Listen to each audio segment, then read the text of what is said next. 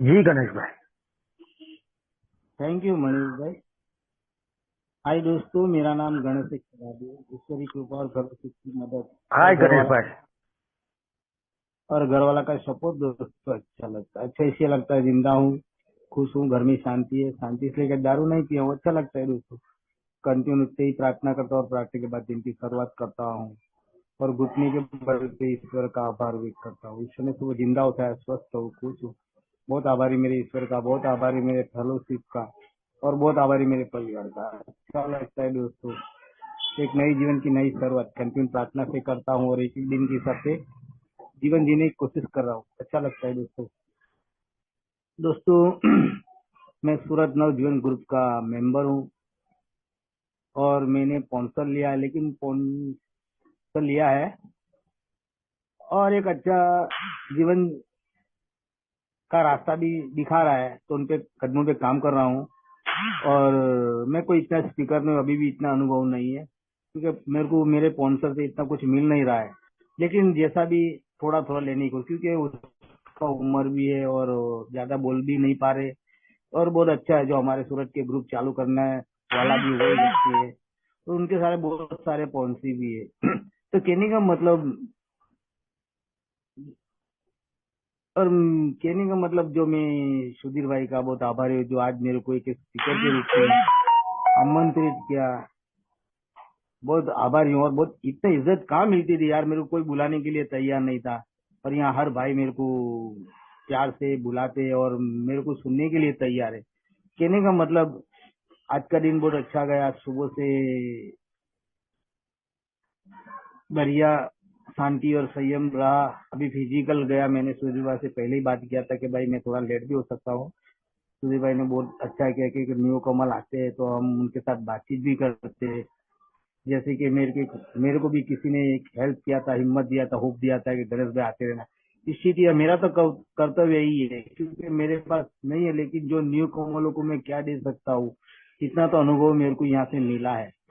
तो कहने का मतलब, कल भी दिन बहुत अच्छा गया था। बहुत सारे हमारे मेंबरों को मिले, कहीं रतलाम से भी आए थे और हमारे गुजरात के तो थे ही, और कहीं फिजिकल मिला। और जो हमको सोमेश्वर भाई ने भी मेरे को बहुत प्यार से, हमें गणेश भाई आना मेरा शेयरिंग भी है। और दोस्तों, इतना प्यार कौन देता था मेरे को? कोई नहीं देता था यार। मैं चारों तरफ से फेंका गया इंसान, और यहाँ इतना प्यार मिलता है तो कौन नहीं आ सकता है? तो कहने का मतलब दोस्तों, ये प्रोग्राम ने एक नया जीवन दिया है मेरे को। मैं ये मानता हूँ, क्योंकि मैं 2018 में मरने वाला था। दारू का में इतना शौकीन हो चुका था कि मैं छोड़ने के लिए तैयार नहीं था। इतना शौकीन, बिना दारू पे मैं रह ही नहीं सकता था, ऐसी हालत थी। कंटिन्यू मेरे को दारू लगती थी। मेरी सोच ही ऐसी थी कि मैं दारू नहीं पीऊंगा तो मर जाऊंगा, डर था। बिना दारू पे मैं नहीं रह सकता था। सच में नहीं रह सकता ही नहीं था, क्योंकि सुबह उठी मेरा सर चला हुआ था, मेरा पेटों में इतना खींचन थी, जलन थी, इतनी तकलीफ होती। तो रात को क्या हुआ, दारू सुबह उतार लेना पड़ता था, हर रोज यही था। कहने का मतलब, दारू आगे शक्ति था, ये पहला कदम। और जो इसमें से निकलना मेरे लिए बहुत मुश्किल था। इसीलिए मैं तो हर रोज पहला दूसरा तीसरा कदम तीनों लेता हूँ रोज को उठते ही। और लेता ही था। हमारे और मेंबर बता दे, कभी कभी सुधीर भाई भी बोलते हैं कि पहले 3 कदम तो रोज ही लेना ही लेते रहता। और मेरे को पहला सही, मेरे को जो टिफिन सेंटर में था, वो भाई ने भी बताया था, ये 3 कदम तू हर रोज लेता रहेगा तो तू आगे सब कुछ तेरे को मालूम पड़ता रहेगा। तो कहने का मतलब, मैं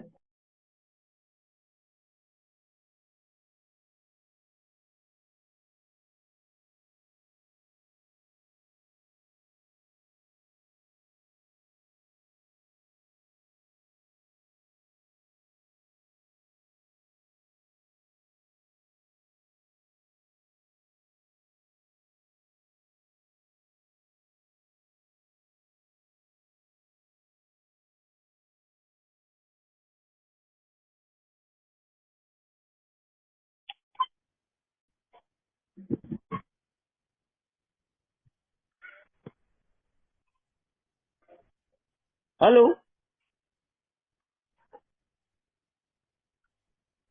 हाँ बोलो बोलो।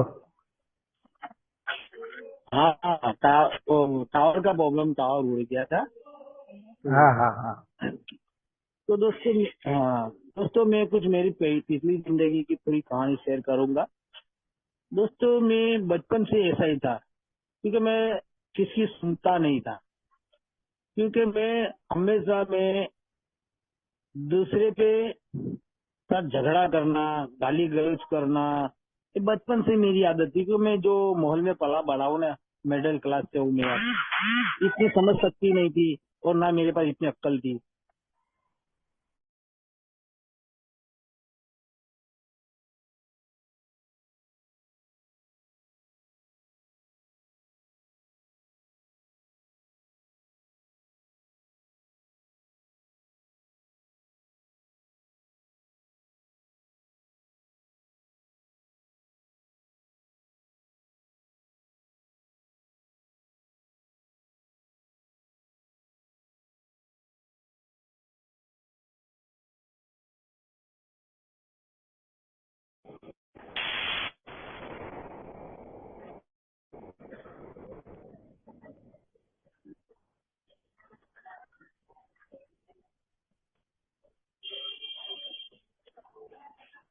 हेलो। बार बार टावर क्यों उड़ जाता है, मालूम ईश्वर की क्या अच्छा है, मेरे को मालूम नहीं। आवाज आ रही है ना अमृत भाई? हाँ। आवाज आ रही हेलो। है। थोड़ा थोड़ा नेटवर्क में आ जाइए। हेलो। हाँ, हाँ आवाज आ रही है। मैं गैलरी में हूँ, बाहर रोड की साइड। हाँ आ रही है ना? कोई प्रॉब्लम तो हाँ। नहीं है? कट कट आवाज नहीं आ रही है? नहीं आवाज आ रही है। कहने का मतलब, आ रही है ना? नहीं, कहने का मतलब मैं बचपन से ये किसी सुनता नहीं था, हमेशा मैं दूसरे की बुराई करता था। और जो भी झगड़ा करता था, ऊपर से मेरे उनके माँ बाप मेरे को घर पे बुलाने बोलने के लिए आता था ना, मैं चुप जाता था। और मेरी माँ को बोलता था कि ये लोग मेरे को पहले मारा, मेरे को ऐसा बोला, इसके लिए मैंने उसको गाली दी और उसको मारा। लेकिन हालांकि गलती मेरी थी, उन लोग की कोई गलती नहीं, क्योंकि वो लोग मेरे को साथ में खेलने के लिए मना करते थे कि तुम हमारे साथ में मत खेलो, तुम वैसा है वैसा है। और मेरे को बोल रहे थे, क्योंकि वो जो कुछ अच्छे घर के थे और हमारे मेले में, और मैं ऐसा था, इसीलिए मेरे को साथ में खेलने नहीं देते थे। तो ये बच्चे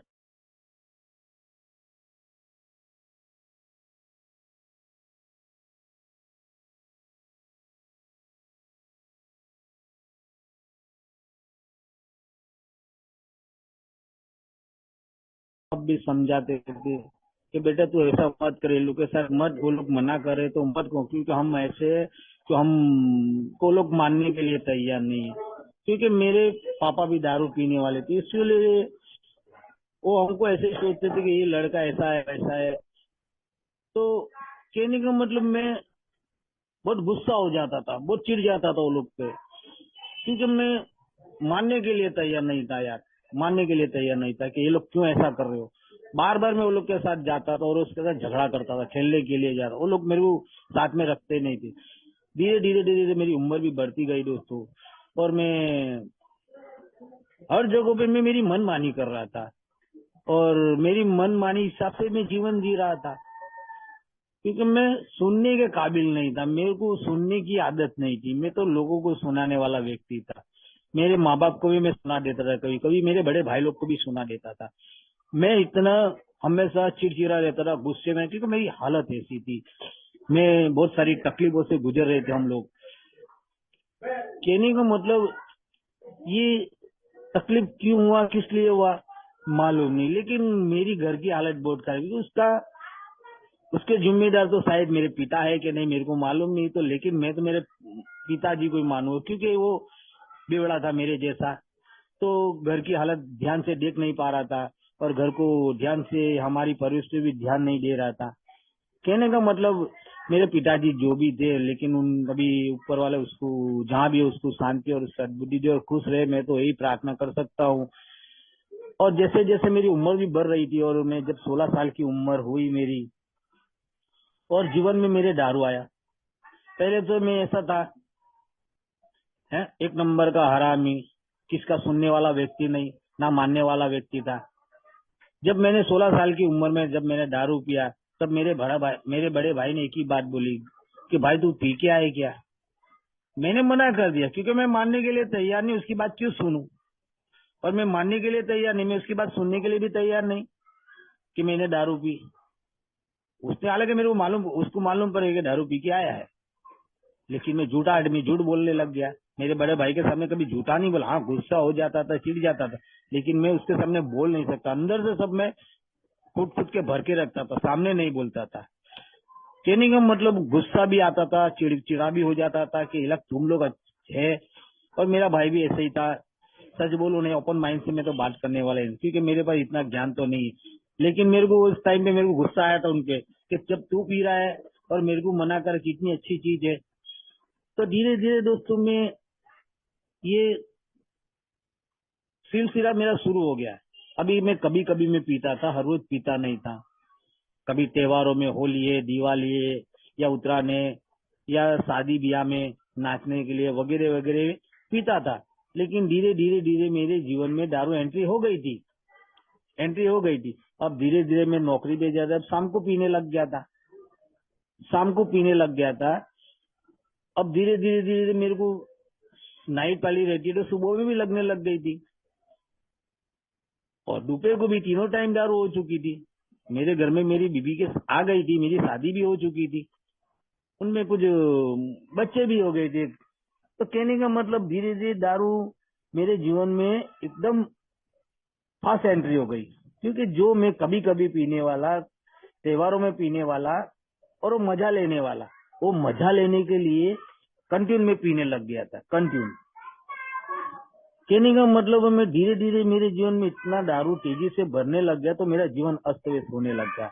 मेरी बीवी बार बार बोलती थी कि तू अब थोड़ा कम कर दो तो अच्छा है, क्योंकि अपनी हालत पहले से थोड़ी खराब होने लग गई है। क्योंकि बच्ची के पढ़ाई के पैसे भी नहीं रहते हैं, और राशन वाले के पैसे भी नहीं रहते। जो तुम्हारे पैसे आते उसमें से आधे तो तुम ही खत्म कर देते हो। मेरे गुस्सा आता था उनपे, क्योंकि मैं सख्तीन था ना उसकी बात सुनने के लिए, मैं चिढ़ जाता था। तो दोस्तों कहने का मतलब, जब भी मेरे को वो बोलती थी, अच्छे के लिए बोलती थी, तो मैं गुस्सा होता था, मैं उनके साथ में गाली गलौज करने लग जाता था। तब मेरी बीवी चुप रह जाती थी कि इसके साथ में बोलने में कोई मजा नहीं है, अगर ज्यादा बोलूंगा तो झगड़ा हो जाएगा, कुछ भी होगा। क्योंकि बच्चों के ऊपर ध्यान देती थी वो, और मैं बच्चों पे ध्यान नहीं देता था। और धीरे धीरे धीरे दोस्तों मेरे जीवन में एक लड़की थी, फिर दूसरी हो गई, तीसरी हो गई।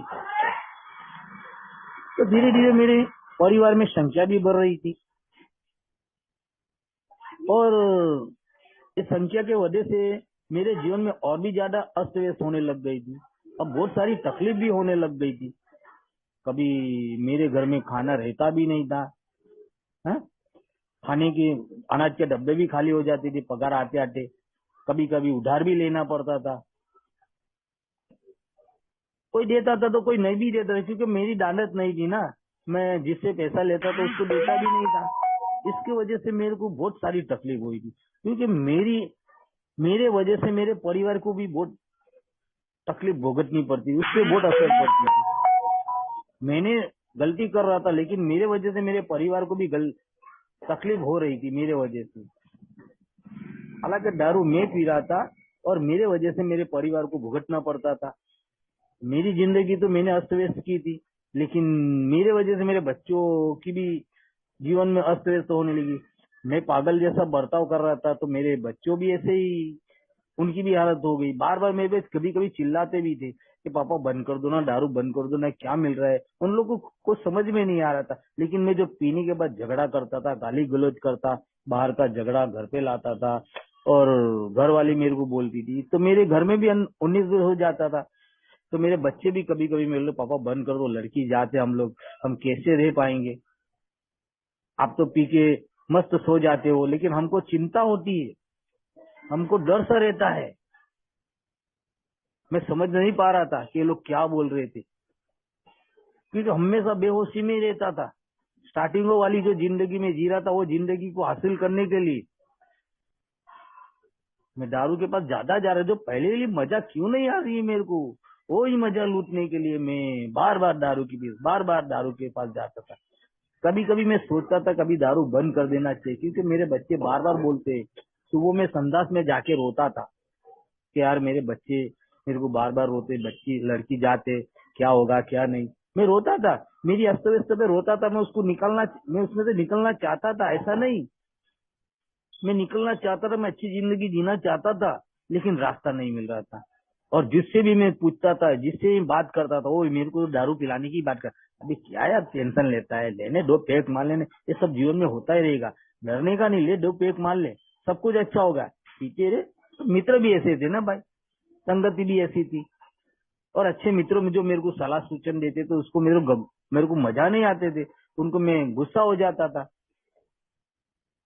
मैं उसको सीधा बोलता था, भाई तुम्हारा बाप का पैसे से नहीं पीता हूँ, मेरे पैसे से पीता हूँ, मेरी कमाई की पीता हूँ और मेरी मेहनत का पीता हूँ।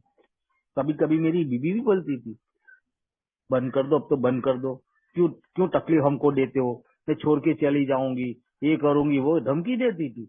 लेकिन हालांकि मेरे को छोड़ के नहीं गई, उसका भी आभारी हूँ। दोस्तों, मेरी जिंदगी में इतनी अस्त व्यस्तता हो गई क्योंकि मैं शक्तिहीन था दारू के आगे।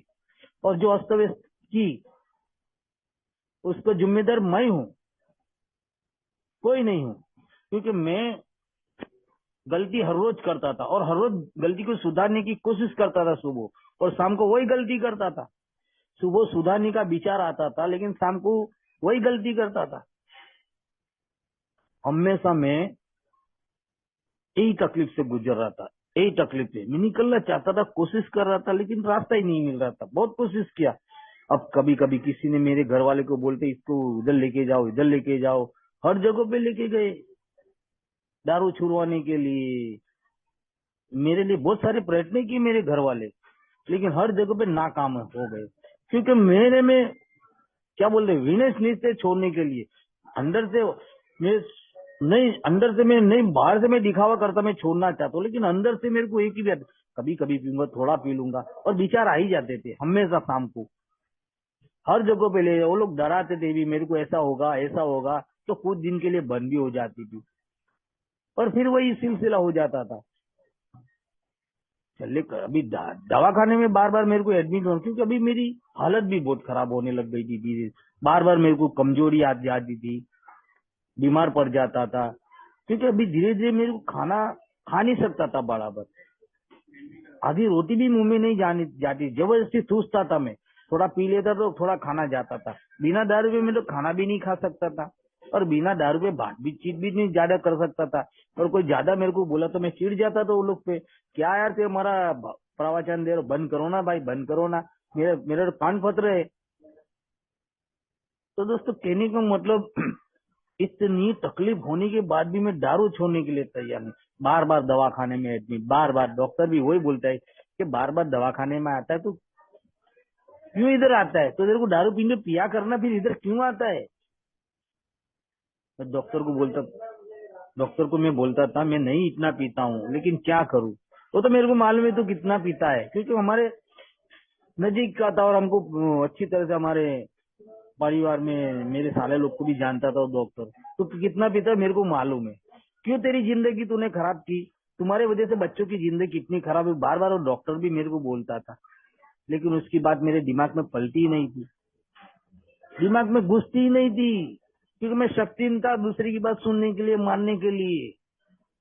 बहुत लोग ने हमको समझा, बहुत लोग समझा, लेकिन मैं किसका सुना ही नहीं, ना माना। तो दोस्तों, कहने का मतलब क्या जिंदगी में जी रहा हूँ कुत्ते की तरह, कोई मेरे साथ बैठने के लिए नहीं, कोई मेरे साथ खड़ा रहने के लिए तैयार नहीं, ना मेरे को समाज वाले बुलाते, ना आजू बाजू वाले मित्र बातचीत करते थे।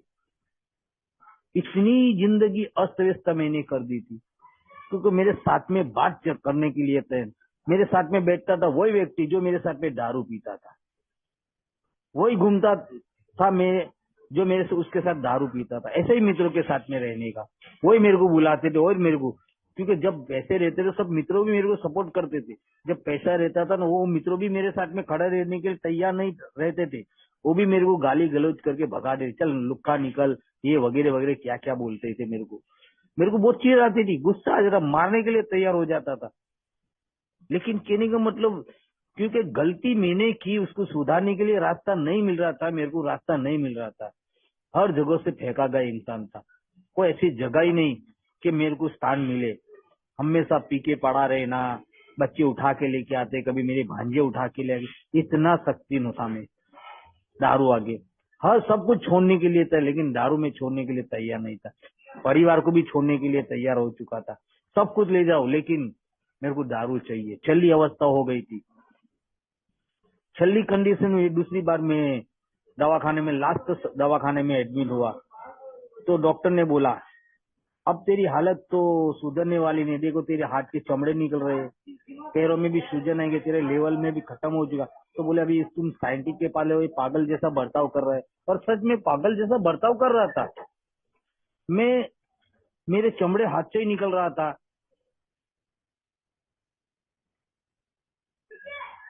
और मैं इतना पागल जैसे बर्ताव कर रहा था कि मेरे को समझ में नहीं आता था। मैं कभी दीवारों से सर पटकता था, कभी मैं दरवाजे जोर जोर में अपाड़ता था। आजू बाजू वाले सब देखते थे कि क्या हो गया इसको, क्या हो गया।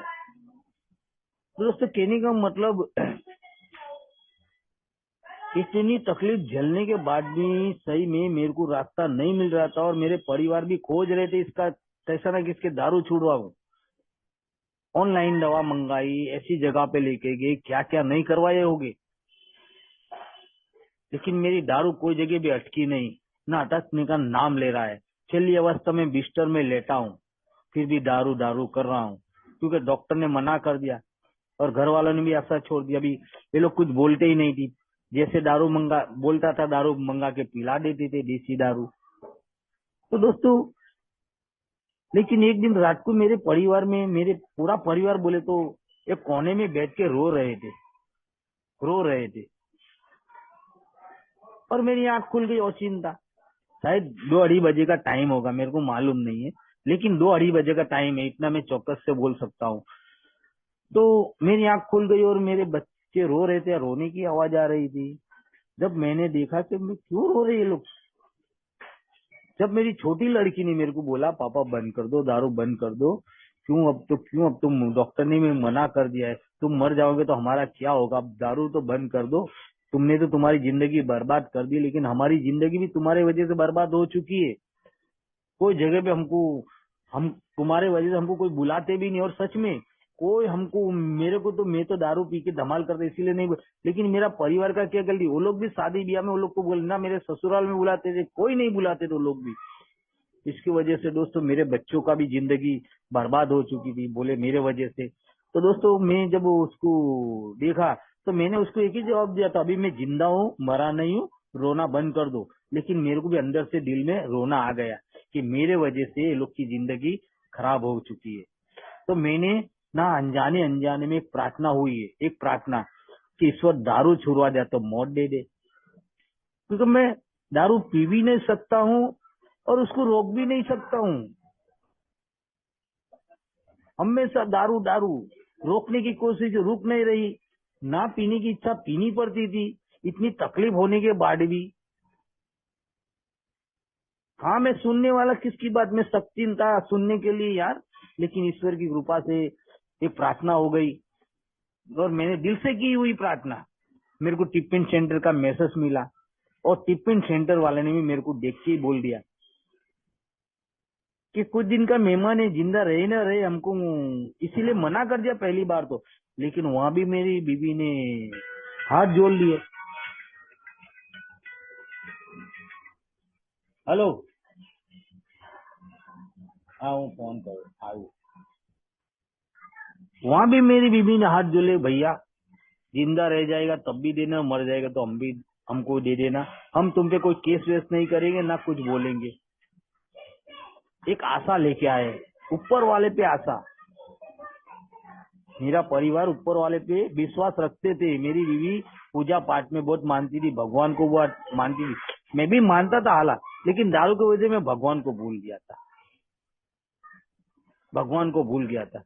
लेकिन ना अनजाने अनजाने में क्यों प्रार्थना, और यहाँ मेरी बीवी ने हाथ जोड़ के वो टिफिन सेंटर वाले के हाथ जोड़ लिया और मेरे को एडमिट कर दिया। 4 एक दिन तो मेरे को मालूम नहीं पड़ा कि क्या हो रहा है क्या नहीं, क्योंकि एलोजन में था, मेरे को समझ में, क्योंकि दारू नहीं मिल रही थी इसीलिए मैं बोल नहीं पा रहा, गुमसुम बैठा रहता था, कुछ समझ में नहीं आ रही थी बात। चक्कर सा आ रहा था क्योंकि इतना दिन से खाया नहीं था और नहाया भी नहीं था, इतना बदबू मार रहा था, नहाने के लिए भी शक्ति न हो चुका था यार। तो दोस्तों कहने का मतलब, जब 4-5 दिन के बाद मेरी डॉक्टर इलाज करवाया वो लोग ने, फिर धीरे धीरे मैं आधी रोटी खाने लगा।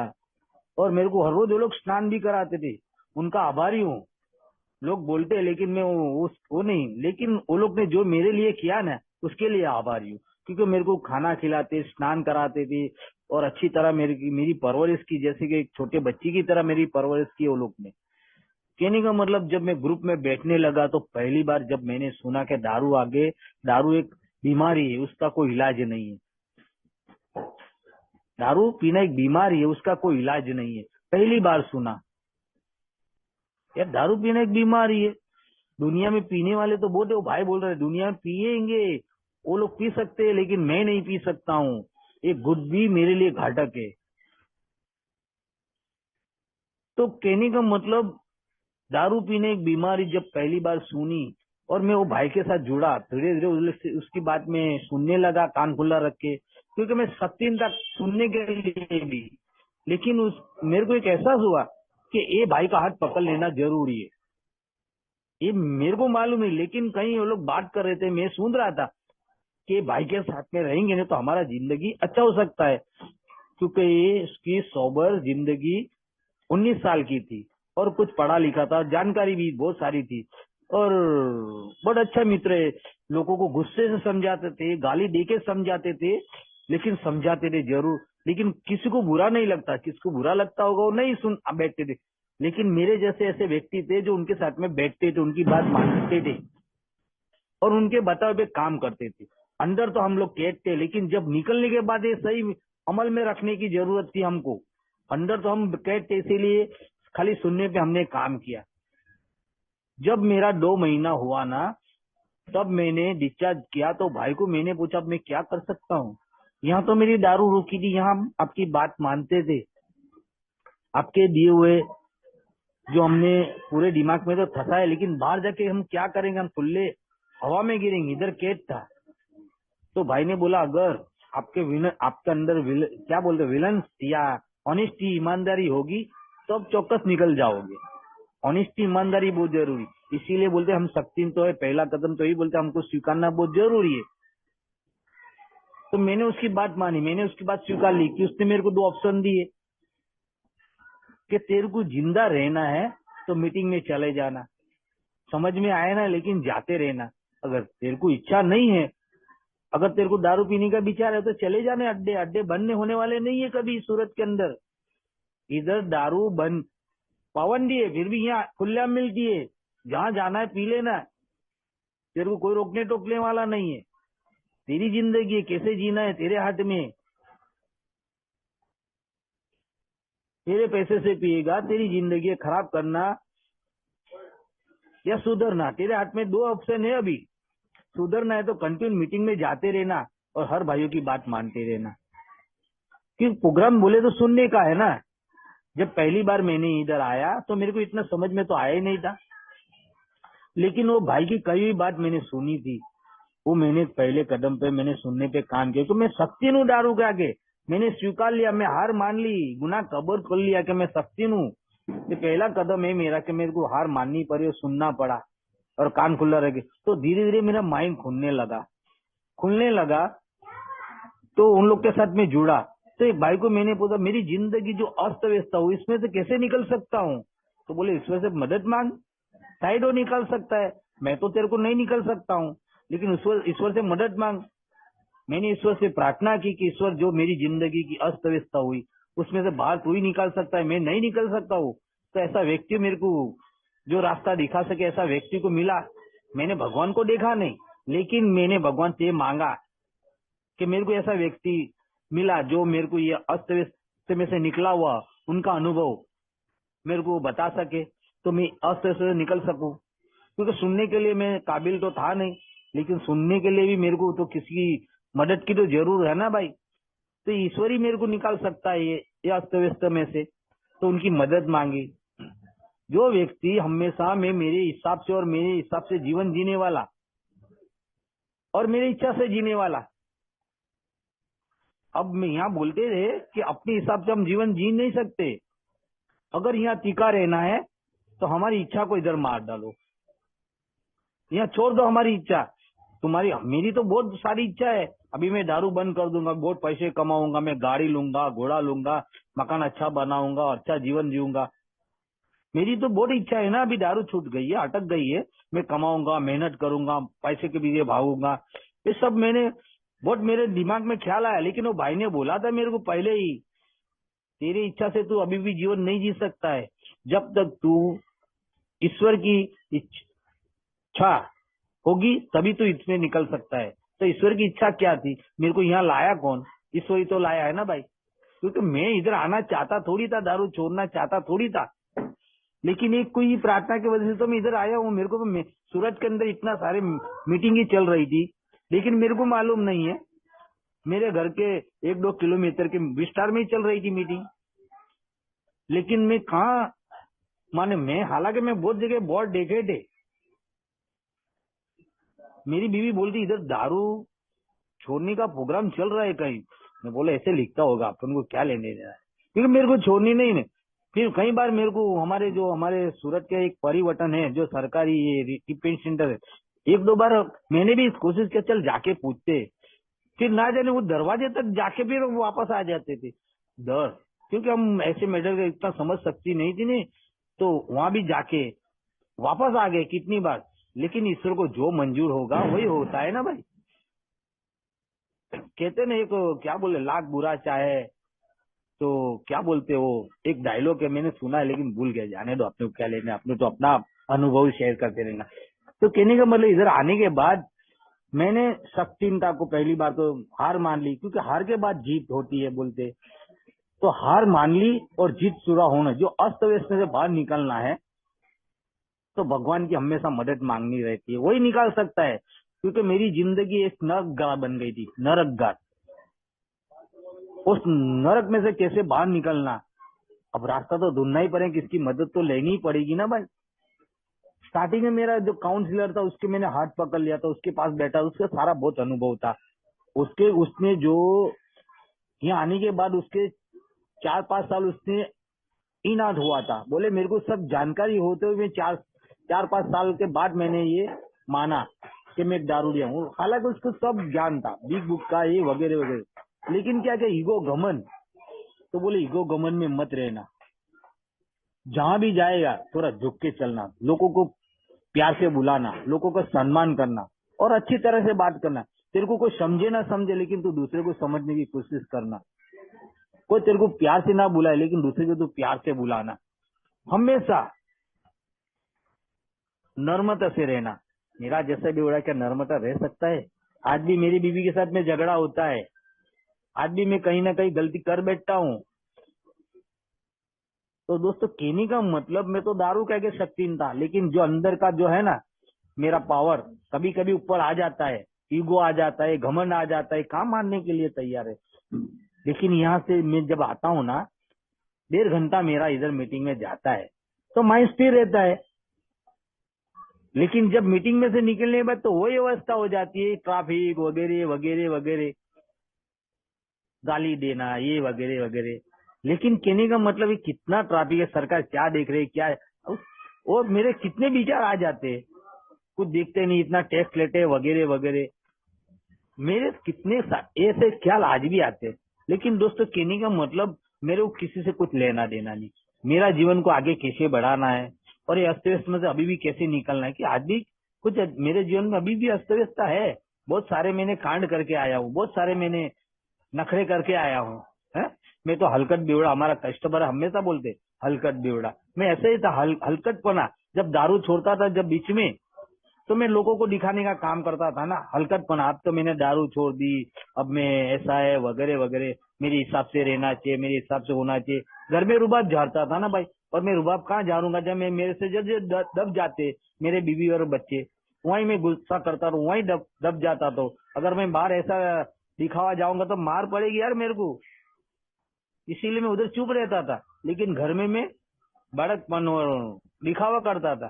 कहने का मतलब ये, यहाँ आने के बाद ये सब कुछ धीरे धीरे धीरे मैंने, ये जैसे लोग ने जो बताया, यहाँ कोई मेरे को सलाह नहीं दिया, सच बोलो तो यहाँ किसी ने सलाह नहीं दिया, सबने मेरे को अनुभव ही शेयर किया, और मैं अनुभव कान खुला रख के सुनते गया और मेरे जीवन में उतारते गया।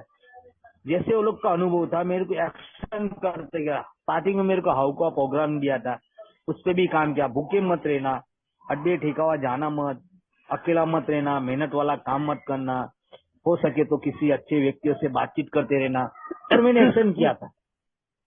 और करना पड़ेगा यार, क्योंकि मैं जीना चाहता था, मरना नहीं चाहता था।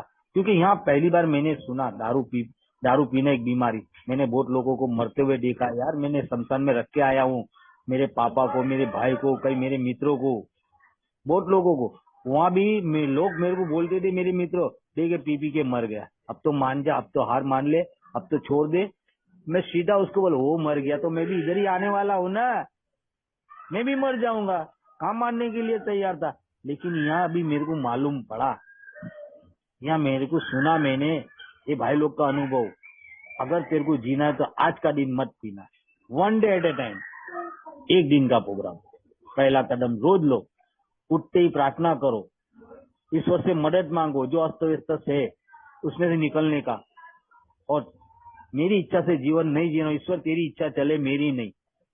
मेरी इच्छा से तो मैंने बहुत जीवन जिया, मेरा 30 साल मैंने बर्बाद किया मेरी इच्छा से। और मेरी इच्छा से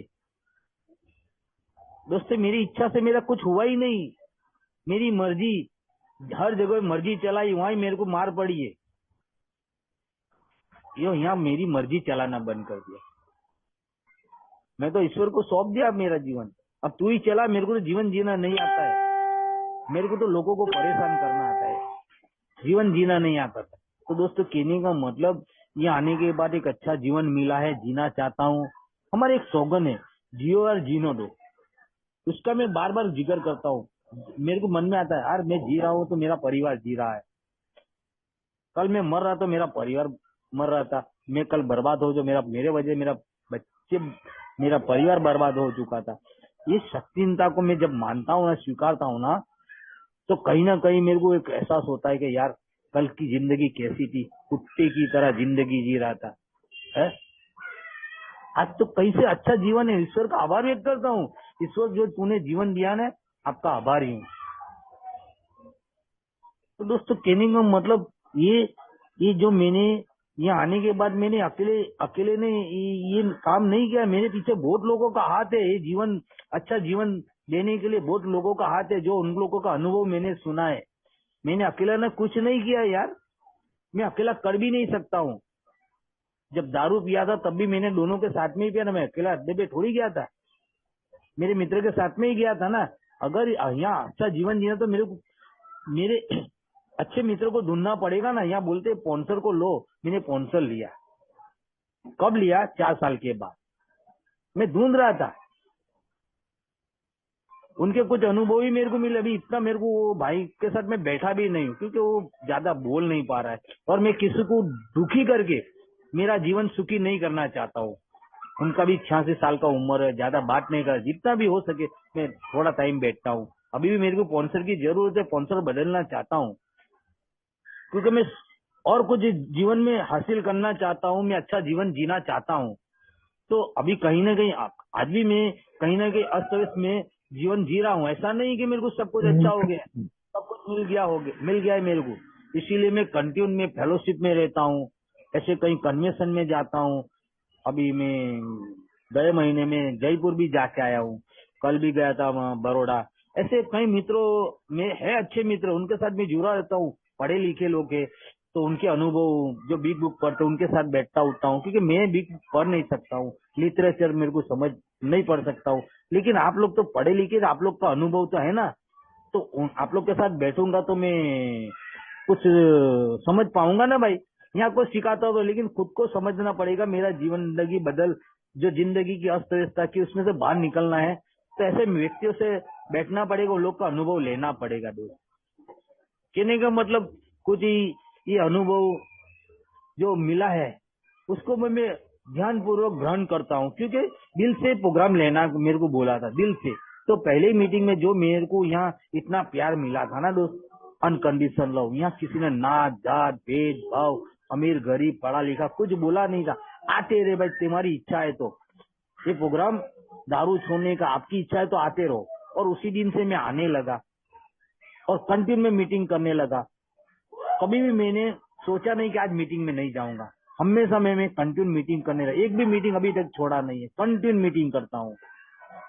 और लॉकडाउन के बाद मीटिंग नहीं थी तो हमारे ये थे, 1 मिनट लूंगा दोस्त।